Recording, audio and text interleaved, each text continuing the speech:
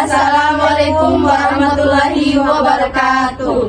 Nah, di video kali ini kami akan menjelaskan terkait tentang Doppler. Yuk simak videonya. Nah teman-teman, ada yang tahu tidak apa sih itu Doppler? Apa prinsip Doppler? Bagaimana cara penggunaannya? Yuk simak videonya.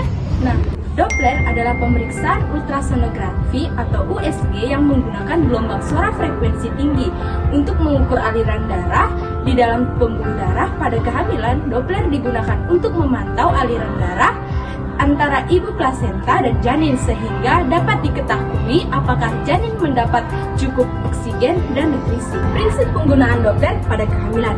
Prinsip kerja Doppler pada kehamilan berdasarkan efek Doppler, yaitu perubahan efek frekuensi gelombang suara ketika gelombang tersebut dipantulkan oleh objek yang bergerak seperti sel darah merah yang mengalir di pembuluh darah. Cara kerjanya yang pertama, alat Doppler memancarkan gelombang ultrasonik ke pembuluh darah. Yang kedua, gelombang akan memantulkan kembali setelah mengenai sel darah merah yang bergerak. Yang ketiga, pembuluh frekuensi pantulan dianalisis oleh alat.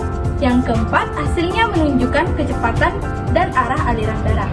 Pada kehamilan, Doppler digunakan untuk menilai yang pertama, aliran darah pada arteri umbilikalis atau tali pusat. Yang kedua, aliran darah pada arteri uterina atau rahim. Yang ketiga, aliran darah pada otak janin. Yang keempat, kondisi sirkulasi janin. Tujuannya mendeteksi gangguan seperti yang pertama, pertumbuhan janin terlambat. Yang kedua, preeklamsia. Yang ketiga, gangguan fungsi plasenta. Yang keempat, resiko kekurangan oksigen pada janin. Gelombang ultrasonik adalah gelombang suara dengan frekuensi di atas 2000 Hz pada alat USG. Frekuensinya jauh lebih tinggi, sekitar 2-15 MHz.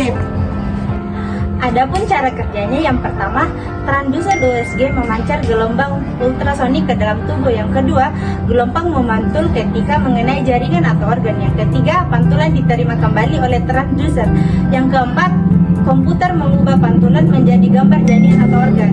Adapun fungsi pada kehamilan, yang pertama, melihat bentuk dan pertumbuhan janin. Yang kedua, mengetahui usia kehamilan, serta yang ketiga, memeriksa plasenta dan air ketuban. Baik, saya di sini menjelaskan tentang proteksi radiasi pada klinis USG Doppler. Yang pertama itu pentingnya diluruskan dulu. USG Doppler tidak menggunakan radiasi ionisasi, bukan seperti SINAC-IS atau CT scan, jadi risikonya jauh lebih rendah. Namun tetap ada prinsip keselamatan karena menggunakan energi gelombang suara. Adapun prinsip keamanan utama yaitu ada 3. Yang pertama, alarm. Paparan dibuat serendah mungkin. Waktu pemeriksaan tidak berlebihan. Yang kedua, thermal index atau TI. Menunjukkan potensi peningkatan suhu jaringan. Dijaga tetap rendah atau terutama pada janin. Yang ketiga itu medical index atau MI. Menilai efek tekanan gelombang harus dalam batas aman. 3. Proteksi di lingkungan klinik. Untuk pasien ibu hamil dan janin, yang pertama yaitu pemeriksaan hanya dilakukan bila ada indikasi medis. Yang kedua, durasi sesingkat mungkin. Yang ketiga, menghindari penggunaan Doppler terlalu lama untuk semester awal. Untuk tenaga kesehatan, yang pertama yaitu menggunakan alat sesuai standar kalibrasi. Yang kedua, pelatihan menggunakan USG yang benar. Yang ketiga, monitoring TI dan MI saat pemeriksaan. Adapun untuk fasilitasnya yaitu yang pertama, tidak perlu perlindungan timbal balik karena bukan radiasi ionisasi. Yang kedua itu perawatan alat rutin. Yang ketiga, standar operasional prosedur SOP keselamatan.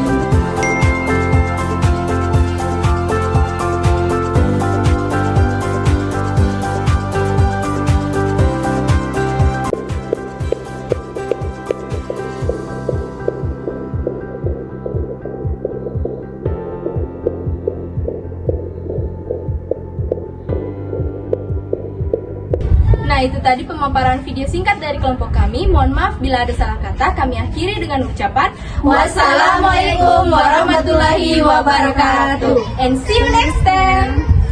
Oke, rasa tadi ketemu. Berapa cakaran? Biar nanti. Satu tuh MI. Dan dia karena